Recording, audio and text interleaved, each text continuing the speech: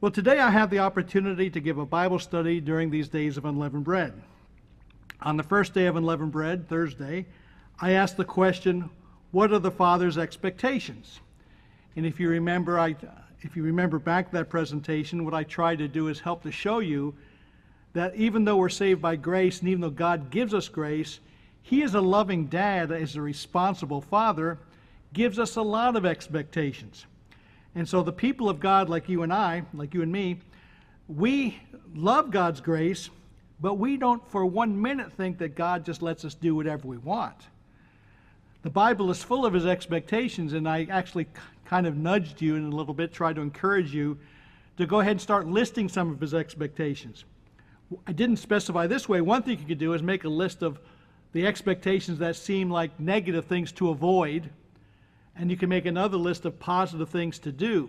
Many times they can be related. In other words, don't be rude to people. This could be a negative, but then it could be tied into be kind to people. But again, I just think during these days of unleavened bread, if you focus in on what He wants us to do, you'll be surprised how many. And I think that was the thing. If you started the project, I hope you're starting to realize the expectations are just numerous, too numerous to see. Well, today in this presentation, it's going to take on a little different turn. I'm not going to be very corrective in this one. Not that I was trying to be corrective Thursday, but if you look at the expectations, they can be self-correcting. If you look at the expectations, if you look at them squarely, you can say, well, if God doesn't want me to do that, I better not do that. But today I want to focus in on the title of the study is Lead Them to the Rock. Lead them to the rock. And again, the purpose of this presentation is to encourage people to how to help people find a solution. Many times in life, we don't want to be blame people. There are people who blame all the time. You did this wrong. You're at fault there. You messed up. We want to be solution people. We want to help people get solutions. And some of us in a group would be more blame people. We have a tendency to blame our spouse, or to blame our boss, or to blame our pastor, or to blame our congregation, or to blame our past, or to blame some person in our past, or blame our neighbor, or blame some religious person in the present. It's easy to blame. It's just really not responsible to blame. It's okay to see what part other people have played in things, but we don't want to be blame people. We want to be solution people. So when you see someone who's having difficulties, how do you try to help them? In other words, do you see when the heart of a person is overwhelmed? How do you try to help them? When you see a person in a time of tribulation, how do you try to help them?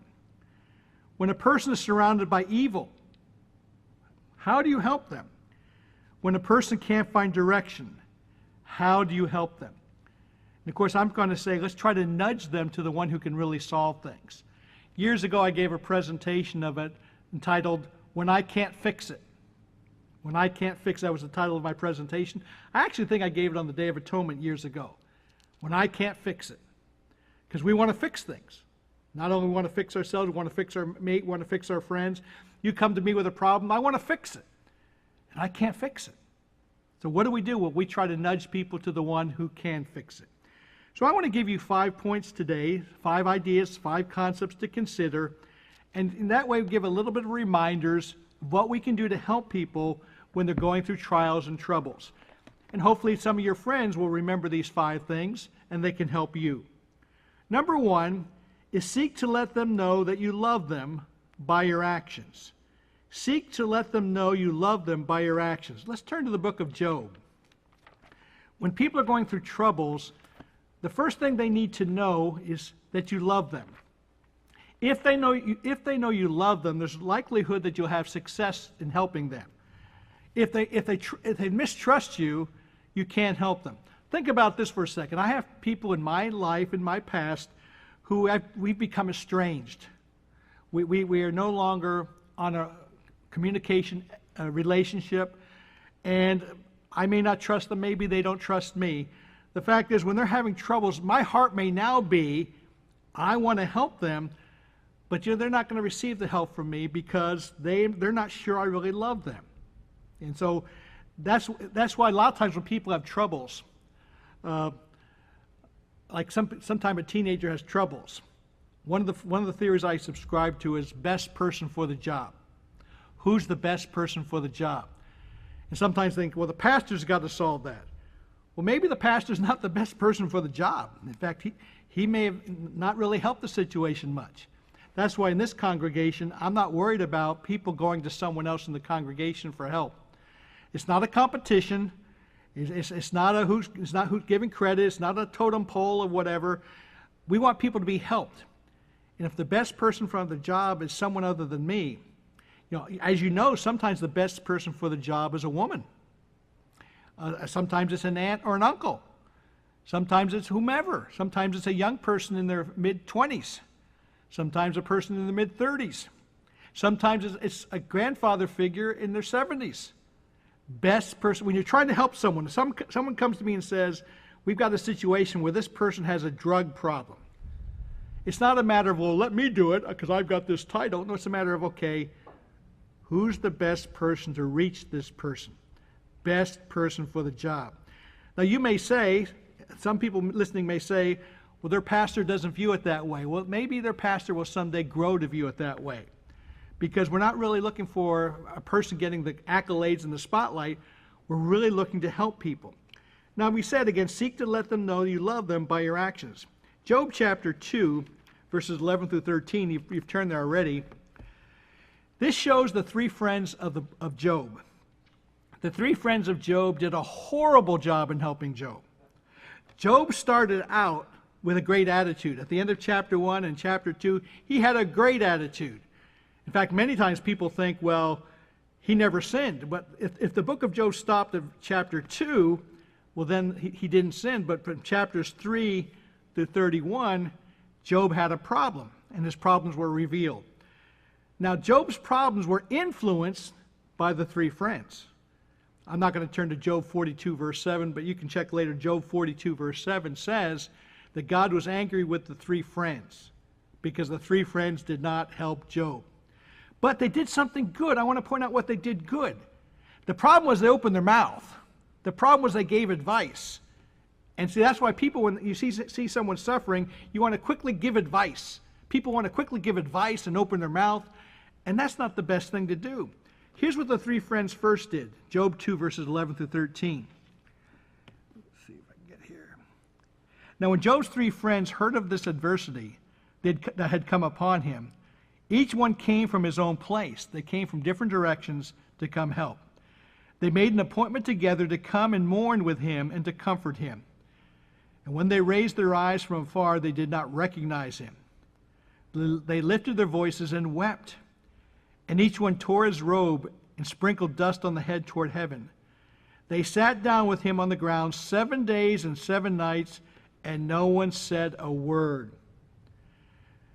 So again, you have to be careful what words you say. And let me tell you, when someone's going through a trial, even the good words of God, even the good words of Scripture don't always help. I've mentioned this from time to time. I had a friend who was going through a trial. I won't go through the details. She was going through a serious trial, and she told me one day, and I've used this many times, so you've heard this before. She said she's going through this trial for months and months and months, and she said, if someone tells me one more time that God loves me, I'm going to scream. Now think about that. There may be words as good as that, but there are no words better than that.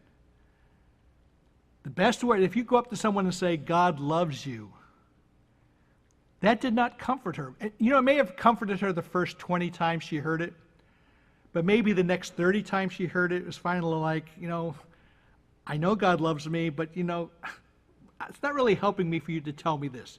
Because why could this loving God allow this to happen? I mean, all sorts of things can happen in the dynamics. The point I'm making is, sometimes the best words don't do any good. The words are good. The concept's right. God is a God of love. The concept is wonderful. But the timing of the words can be very, very bad. So if you're helping people, if you just think you have to fill space with words or fill space with ideas, you want to sit back and observe. And you want to find out the best thing to do. And first of all, the best thing to do is to listen. But then after listening, there comes a time you can say something. But I'm telling you, even the best words may not be appreciated. So Job's friends did good. They got an A early, and then they got F through the rest of the book. So again, the first point is seek to let them know that you love them by your actions. Go mow their yard, go wash the clothes, go listen, take a walk with a person, let them talk. If they don't want to talk, just sit with them. If they like a TV show like MASH, turn on MASH and watch it with them. Make popcorn with them. You say, that doesn't sound very spiritual. You're trying to help them. You're not trying to have some pattern. You're trying to help them. Number 2, seek to show emotional support by listening.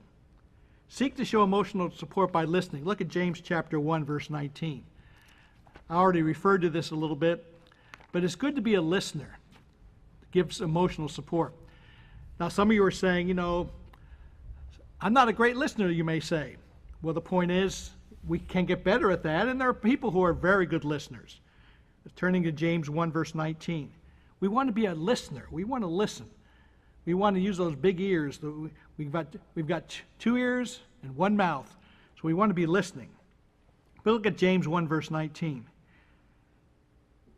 So then, brethren, my beloved brethren, let every man be swift to hear, slow to speak, and slow to wrath.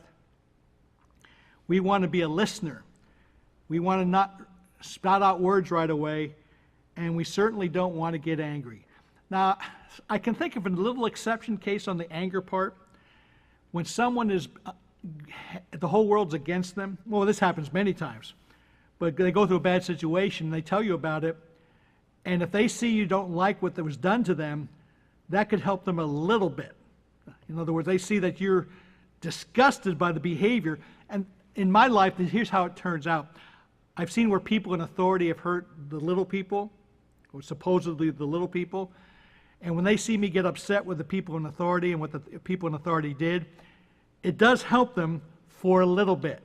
But again, I still think James' advice is wonderful. Swift to hear, slow to speak, and slow to anger. Again, we want to be listeners. Number 3, if they ask for advice, seek to give them helpful information. 1 Peter chapter 3, verse 15. 1 Peter chapter 3, verse 15. If they ask for help, if they ask for advice, they're soliciting the advice. You want to be helpful. So first of all, if they're asking for advice, you don't want to launch into a 3-hour presentation. In fact, many times, even when people just ask what your doctrines are, or what your beliefs are, what your perspective of life is, I regularly say to people, give them the 2-minute answer, the 30-second to the 2-minute answer. In other words, if people ask, why do you keep the Sabbath? Or what do you think happens when a person dies? Or on what day should you observe the Passover? Or what should you do on the Sabbath day? Any question like that is, do not launch into a 3-hour answer. Be prepared to give a 30-second to 2-minute answer. Now you might say, yeah, well, sometimes those discussions have gone 2 hours. Friends, those can go for 3 hours sometimes. But that's because the person comes back and asks questions. You're not sitting there pushing and dominating your opinion over them. You're not saying, I'm going to spend 3 hours talking to you. You give them a little truth to fit their attention span, to fit their interest, and maybe that's it. Maybe that's all they wanted to hear. And then after that, then if they ask questions, it can turn into 3 hours. It can turn into 5 days. But then they've engaged. They've asked you into their life. So I know that's talking about doctrine, but the same thing is about advice. If someone has, my wife is really good at discerning and studying about health issues. Now, she's not the only one, because I have a lot of friends who are really good at studying that. A lot of them are women. Some men are pretty good at it too. But a lot of the ladies in our congregation who are not here today but who are home, they're really good at knowing about health issues. They know about all sorts of situations. Some people want to come in and just cram their information down the throat. My wife sets a good example. I tell the example of one of my wife's best friends, Linda White, and she had Lou Gehrig's disease. And my wife did a lot of research for Linda to show different things she could do, things she could consider. It's a horrible, painful situation, a horrible, painful death. My wife went to Linda and said, I have this information, are you interested? And Linda said no, probably said no thank you. And my wife just backed off and did not push it down her throat. The point is, my wife was prepared, my wife was loving, my wife was eager, was willing, but she was not going to cram it down Linda's throat. So the point is, again, sometimes people, now if someone comes and says, I have this knee problem, I'm thinking about knee surgery, what are your opinions of knee surgery? Again, you might want to start with the 2-minute answer, but that discussion could go 20 minutes, especially when they're asking you. So I'm trying to encourage you, brethren, to be effective, that you want to give advice, but especially when they ask. And by the way, if you say, and sometimes you may have to do some research, but if you say, I'll get back to you tomorrow, the spark may be gone. The interest level may be gone. And like religiously, years ago, many people would have like church literature. And someone would ask them a question, and they'd say, I'll send you literature. That's just a horrible answer. Unless the person says, do you have literature that I can study? Because if someone's asking you, why do you do this, or why don't you do that, that's the moment they're eager to hear. And even if you give them short snippets, or give them a little bit, that's better than saying, I'll get back to you. So that's why we do want to be prepared. 1 Peter 3, verse 15.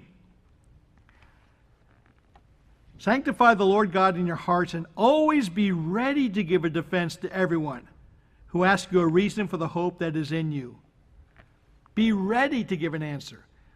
Now you say, well, you mean all that Bible study I'm doing and all that study I do in society can help someday? It can. First of all, it's helping you. It's helping me. When I study, it's helping me. And then if people ask me a question, now if it's something I've studied, I'm prepared to at least talk about it. Again, there's some questions that come up you're not at all prepared. Someone may ask you an astrology question, and or astronomy question. You may not have any knowledge about that.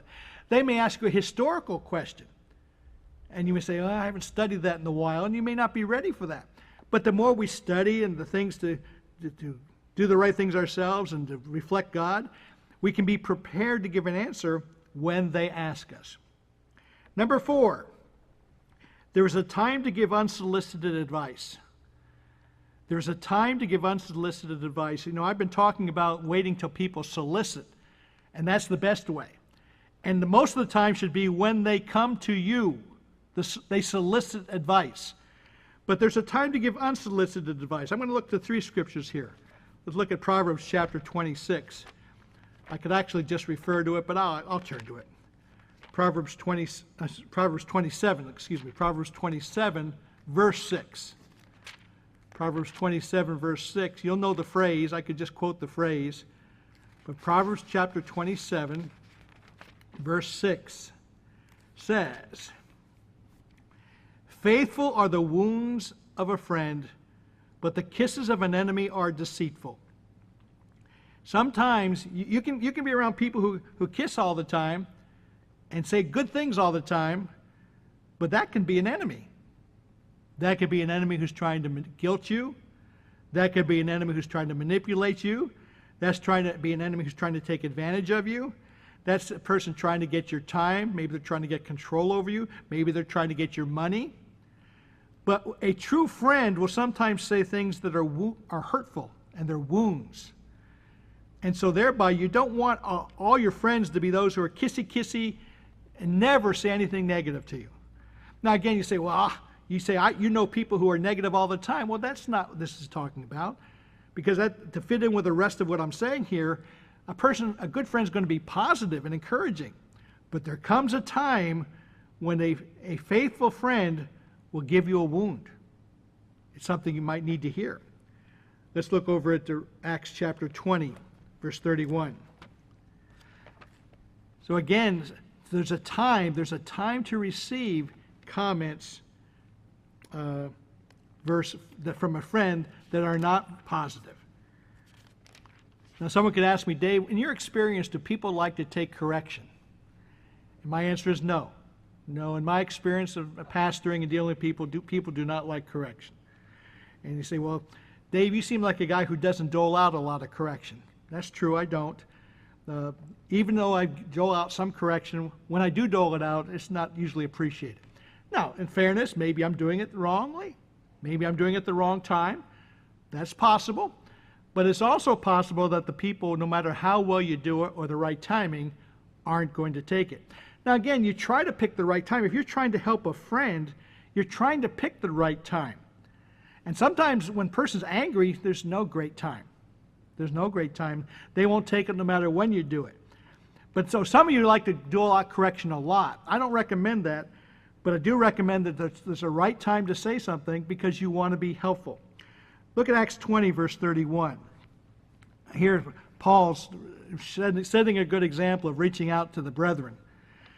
I like in verse 31, he says, "Therefore watch, and remember that for 3 years I did not cease to warn every night." Well, that sounds like Paul did a lot of warning. He warned every night. So he was giving unsolicited advice often. Well, I think he was realizing he did give it pretty regularly. I still think in the amount of time compared to positive versus sternness, I think he was still very positive. But I want you to notice the last part of the verse. He warned every night with tears. So if the correction or the unsolicited advice is coming with sternness, which there's a time for that, by the way, but if you're always being stern with someone, it loses its effectiveness. But if you are warning people and they see that you care again, they see your tears, they see your expression, they know you're hurt, they know you're on their side, that solicited advice can go a long way. So again, Paul did it, and there's a time we have to do it. I do want to go to Galatians 6, verse 1. Galatians 6, verse 1, Paul outlined about giving correction or giving unsolicited advice, and he gave a mouthful there. Let me quickly add, by the way, while some of the principles of Galatians 6, verse 1 are similar to Matthew 18:15, Galatians 6:1 is similar to Matthew 18:15, it's not the same. Matthew 18:15, if you remember, is like if you're offended. If someone offends you, go to your brother and work it out. Galatians 6:1 is not about being offended. And I point this out because many of you are like me. Some of you are not like me, but many of you are like me. I am not easily offended. So I don't find myself going to anyone over a Matthew 18:15 and saying, "You hurt my feelings, you really hurt me, you did this." I don't find a lot of that, okay? But I do find a lot of Galatians 6:1. In other words, while I'm not easily offended, I can become irritable. I can be irritated. And in some situations, I can become angry. And so thereby, I think a lot of you are just like me. You're not easily offended, but you do wrong things. And when you do wrong things, someone may come to you and say, it says, "Brethren, if a man be overtaken in a trespass," in any trespass, you who are spiritual. Okay, so who's the right person to help them? When you see someone making a mistake, are you the right person to help them? If you're the right person to help them, how should you do it? If you're the right person to help them, do it in the spirit of gentleness. Now, see, some people just like to go around policing other people. They like to go around barking orders. And many of them are either present clergy or past clergy who got in the habit of thinking it was their job to be the policeman of other church people. And again, if you're in a position of leadership, of helping people, you want to see if you're the right person to help, and if you are the right person to help, you want to do it in the spirit of gentleness, as gentle as you can possibly be. Again, sometimes it takes firmness. Sometimes Christ cried over a city, and two occasions anyway, he went ahead and flipped the money tables over in the temple. But he wasn't flipping the money tables over the temple every Sabbath. So if every Sabbath you march into a congregation and you're going to set everyone straight, using those verses, I think you're making a big mistake of his example, which he did set on a rare occasion, and not do that regularly. There's a time to speak up. But again, there's a time to give people unsolicited advice. And that means you see them overtaken in a fault. And that doesn't mean you correct everyone who makes a mistake. In fact, don't do that. Some people can say, "Dave, do you see people make mistakes?" All the time, just like people see me make mistakes. Dave, do you go talk to someone every time they make a mistake? No, rarely I don't. Sometimes I laugh when they tell me about it. Because sometimes when they tell me about their mistake, it's like they're embarrassed. And they don't need a lecture at that point. If they come up to me and say, Dave, I just want to let you know what I did. I feel I'm embarrassed. Sometimes we'll say, well, I may even chuckle and say, that's a doozy, but just don't do that one anymore. So let's make this right. You say, well, Dave, you should be clubbing them over the head. Really? Now, if someone's stubborn and rigid, sometimes you have to have a different approach if you're the right one to help them.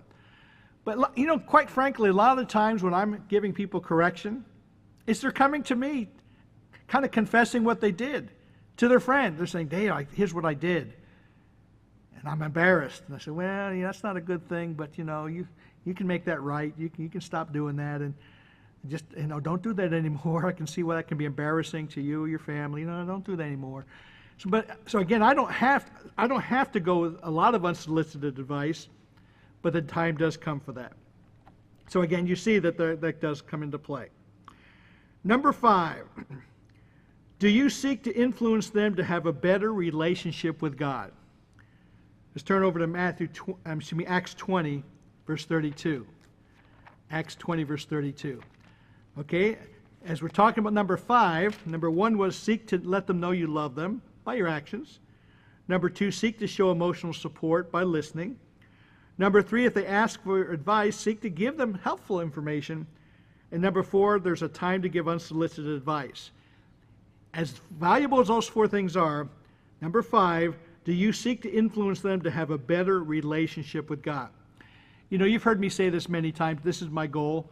My goal is to, in my presentation, I say this as a guest speaker, and I try to apply it every time I speak, including today. I want to point you to God and to encourage you. Now, there may be some things that discourage you in the midst of a message, but overall, my overall approach is I want to point you to God, not to any man, not to any system. I want to point you to God and to encourage you. And I get a lot of that from Acts 20, verse 32. Here's what I want to do. I want to point people to God who can fix things. And we can help. See, I'm kind of like a sheepdog, like you are. We're kind of sheepdogs. I'm not the shepherd. I know you can say the pastor's the shepherd, but let's let Christ be the shepherd, and the rest of us can be sheepdogs, trying to herd the sheep, trying to direct the sheep, trying to help them point them back and follow the edicts of the shepherd. We're trying to lead people that way. But Acts 20, verse 32, so now, brethren, I commend you to God and to the word of his grace. That's what we try to do. Point people to God and point people to the word of his judgment. No. To the word of his criticism. No. To the word of his condemnation. No. Someone can say, Dave, I'm getting it. You talked about grace quite a bit. I hope I talk about it more. I hope I talk about it enough. As we're pointing out during these days of unleavened bread, we're people of grace, but we know the Father's expectations. The foundation is grace, and then based on that grace from him, we have the expectations we try to follow. So my goal in life is to direct people to God and to the word of his grace. And God and grace, which is able to build you up and give you an inheritance among all those who are sanctified. I can't pass on the inheritance to you. I try to hope to pass on a small inheritance to my boys and my grandchildren, although it won't be much compared to what people have accumulated in this world. But maybe I can pass on memories for sure. I think that's probably the biggest thing I can pass on, memories. I can pass on love. One of the things I've passed on to my family is trips. And we've made trips. Being in the ministry has been helpful to me. Keeping the feast has been helpful to me. Even now my boys will say, we've taken trips that I drag my family in different places. And they look back and say, man, those trips were really good. I said, yeah. So I've been to all 50 states, and I've been to Hawaii and Alaska because of the Feast of Tabernacles. And my boss at the time, Joe DeCotch Jr., would approach me and say, where do you want to go for the feast? And I'd say, it doesn't matter to me. And one year he said, how about I send you to Alaska? I said, that would be really nice. And then 2 years later, he said, where do you want to go to the feast? I said, it doesn't matter to me. He said, I'll send you to Hawaii. I said, that would be really nice. So because of that, I've seen those states, because a lot of people have been to 48 states, but they haven't been to those two. I've been there because of the Feast of Tabernacles. Our son Jonathan has been to 49 states. He's missed one. David and Pam have been to 43 states. And I don't know if Pam probably doesn't want to even worry about getting to all 50. And that was a goal I had. I was been to all 50 states. I really enjoyed that. So again, that's kind of my inheritance. We've had family trips, memories. That's what I can pass on. I'm not rich enough to pass on a lot of money, but I passed on memories. And we can pass on different things. Well, the inheritance that Paul's talking about is the inheritance of the Word of God. Now you say, don't you want to pass it on to your boys? I hope so. I mean, yes, I want to. I hope I have. I hope I've passed on some things about the truth and the way of God and God's kingdom. I hope I've passed that on. But it's not over yet either. I can hope still pass that on. I can show them how to be an old person passing that on. I'm not quite old yet, not as old as Ron Avey. I'm trying to catch him, but I can't catch him. He keeps moving. Reg Killingly's a day older than me, so I can't catch him. So these individuals they're my elders, and I have to look up to them. But I'm only 67, and I want to show one of my goals in life is to show that old people. I want to be a gracious older person, and I want to be a cooperative older person. That's one of my goals. I hope to fulfill that. But anyway, going back to this, we commend people to God and to His word of grace. Look over to a few verses earlier. Acts 17, verse 27. Acts 17, verse 27. Breaking into the middle of a thought to make the point because of time, Acts 17, 27 talks about the God, the real God, because there was a fixture to the unknown God. And so Paul said, I want to tell you who the real God is. This was in Athens. I want to tell you who the real God is. Concerning the real God, it says, so that people should seek the Lord in the hope that they might grope, is the New King James, which is a bad word today because it's amazing how people ruin words, that they may grope for Him and find Him, though He's not far from each of us. I want to help people seek God.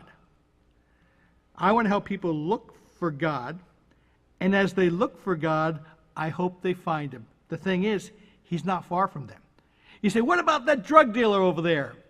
You know, in the sense, that person can find God. It may take some serious situations, but they can find God. They can find Him. What about that prostitute over there? What about that person in the church of God who's a tyrant and crushes people? They can find God. Now again, some of those people, I may not be the tool to help them, nudge them toward God, but if I can nudge people to seek the Lord in the hope that they might find Him, then I'm doing the right thing, as are you. Let's look at Matthew chapter 20, verses 25 to 28. We want to nudge people to find the Lord. Now again, can you push people to find the Lord? Well, there's sometimes you can nudge them in a strong way. Again, there's a time and place for all things, but sometimes the more drastic measures are not going to be the most beneficial, or certainly not going to be the most predominant way you behave. There is a time to be tough. There's a time to be strong and push. There's a time for that. But that should not be the predominant way. Because Matthew 20, verses 25 through 28, a very well-known verse, but let's look at it, and let's just read it. You know it. You say, why would you read something we all know? Well, maybe if we read it, maybe we get a little better understanding of it, even though you might have a good understanding of it.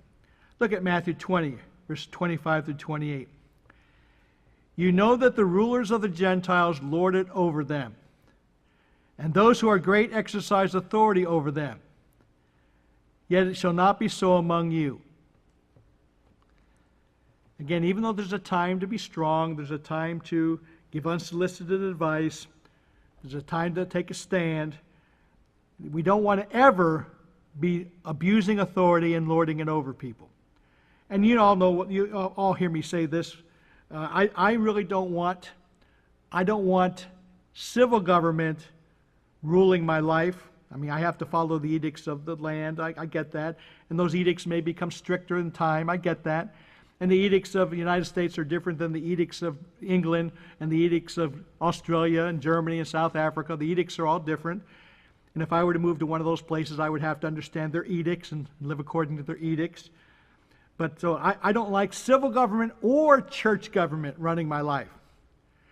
And quite frankly, in history, there was really a problem when civil government and church government merged. That's when you found people being burned at the stake for differences of opinion, burned at the stake over doctrine. And I'm not sure we'll get back to that. The book of Revelation kind of gives an idea, could get back to that. But I'll tell you what, to watch civil government take over religion and then make edicts, I don't like that. I'm respectful to civil government. I'm respectful to church government. However, I really have a natural distrust for them, and a healthy distrust for them, and quite frankly, I don't want that to change. I don't want that to change because I want very, very much to put God first. We want to obey God rather than man, and when there's no conflict, we certainly go along with the edict. We certainly go along with the decisions. But again, we have that as our priority, and so we try very hard to not let that get in the way. So I'm not looking for people to lord it over me. I have a natural aversion to that. I'm not looking for people to exercise authority over me. I have an aversion to that. I want to make sure and then hopefully we all together can practice the right kind of approach with each other. Yet it shall not be so among you, but whoever desires to become great among you, let him be your servant. And whoever desires to be first among you, let him be your slave. Just as the Son of Man did not come to be served, but he came to serve, and he came to give his life a ransom for many. That's why when you see the example in civil and in churches of servants, it's impressive. And a lot of times in civil government, servants oftentimes get run over, to be honest. The system is pretty corrupt. So every time you see someone who's practicing a good approach, they don't even last well in many civil governments because the system's pretty corrupt. But the fact is our responsibility, in my mind, is our responsibility to be this kind of person. So again, are you seeking to influence them to a better relationship with God? So let me repeat the 5 points. Seek to let them know that you love them by your actions. Seek to show emotional support by listening. If they ask you for advice, seek to give them helpful information. Number 4, there's a time to give unsolicited advice. And number 5, do you seek to influence them to have a better relationship with God?